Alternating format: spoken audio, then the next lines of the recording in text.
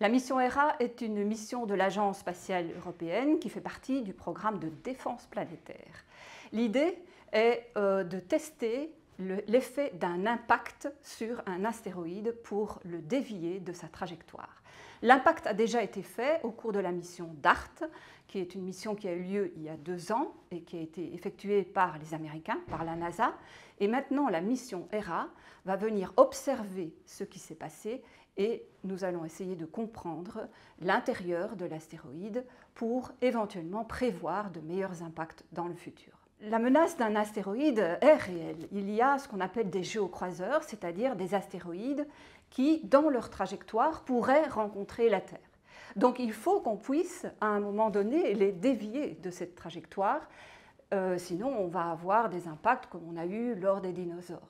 Alors le système Didymos, qui porte le nom du plus gros des 2 astéroïdes qui composent ce système binaire, est un petit système d'astéroïdes qui va être visité par la mission spatiale Hera. Et en particulier, le but, ça va être d'aller mesurer la conséquence de l'impact de la mission DART qui a été fait sur la plus petite des 2 lunes, donc Dimorphos qui se trouve ici. Dans un premier temps, le but de la mission, ça va être de s'approcher évidemment du système.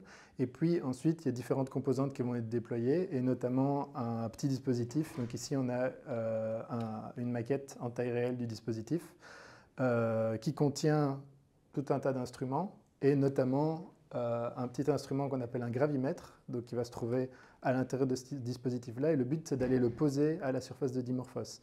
Et donc ce gravimètre, c'est un peu comme une balance, mais en beaucoup plus précis, qui va nous permettre de peser la planète. Alors c'est important de connaître la répartition des masses à l'intérieur de l'astéroïde, pour tout un tas de raisons, notamment pour en apprendre plus sur les circonstances qui ont mené à sa création. Il y a aussi la particularité qu'ici on est en face d'un système binaire. Donc, comprendre comment le système binaire s'est formé à partir de 2 composantes, c'est aussi extrêmement intéressant.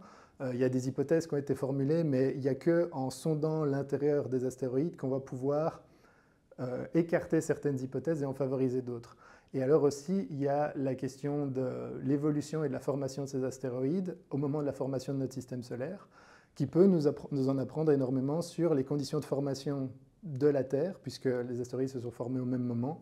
Alors, le gravimètre a été designé au cours d'un projet de recherche à l'UC Louvain, et puis maintenant il a été manufacturé avec l'Observatoire royal de Belgique en maître d'œuvre. La préparation d'une mission comme celle-là, ça implique toute une phase préparatoire assez lourde, avec énormément de calculs à réaliser, et donc c'est des calculs de trajectoire qui sont basés sur la physique gravitationnelle.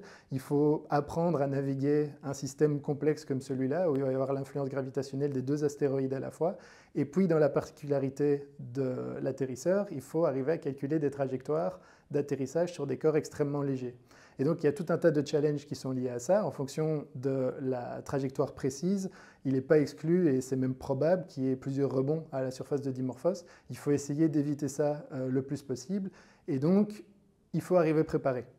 Et donc, une des tâches importantes pendant la préparation de cette mission, ça a été notamment de faire ces calculs de trajectoire. Ça a été fait ici à l'UC Louvain.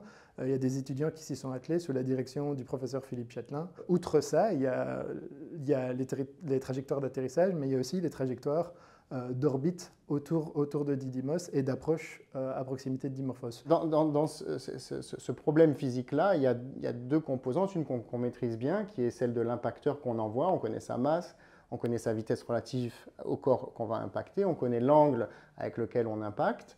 Et de l'autre côté, on ne connaît pas ce qu'on impacte.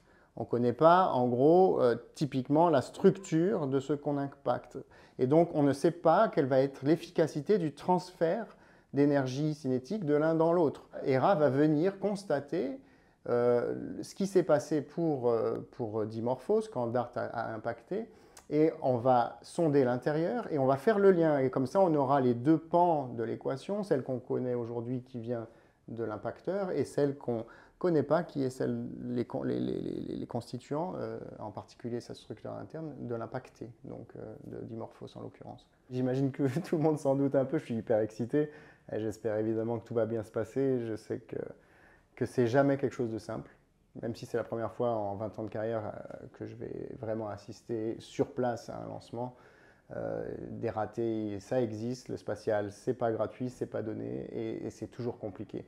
Le système binaire de Didymos est un système géocroiseur, donc un système dont l'orbite, donc vraiment ces deux astéroïdes ont une orbite qui croise celle de la Terre régulièrement, hein, et qui croise quasi celle de Mars aussi, et qui, il y a 2 ans par exemple, était à environ une dizaine de millions de kilomètres de la Terre, et qui, quand on arrivera en 2026, en octobre 2026, seront à plutôt 200 millions de kilomètres de la Terre. Donc tout ça est un système dynamique, on vise de loin, et il faut être précis, et les calculs heureusement sont assez précis pour que ça se fasse bien.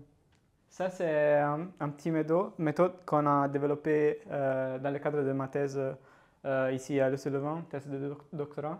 Et donc, un de nos rôles dans la mission Hera, c'est, comme Sébastien a dit, l'interprétation du champ de gravité qui va être détecté par la sonde. Pour nous, cette mission, c'est une opportunité d'avoir de nouvelles données, mais aussi de comparer notre méthode avec l'information que nous donnera le radar, un autre instrument dans la mission, et qu'on pourrait aussi combiner avec la gravité et aussi la gravité locale qui, grâce au gravimètre, va mesurer pour avoir une vision plus complète sur l'intérieur du corps.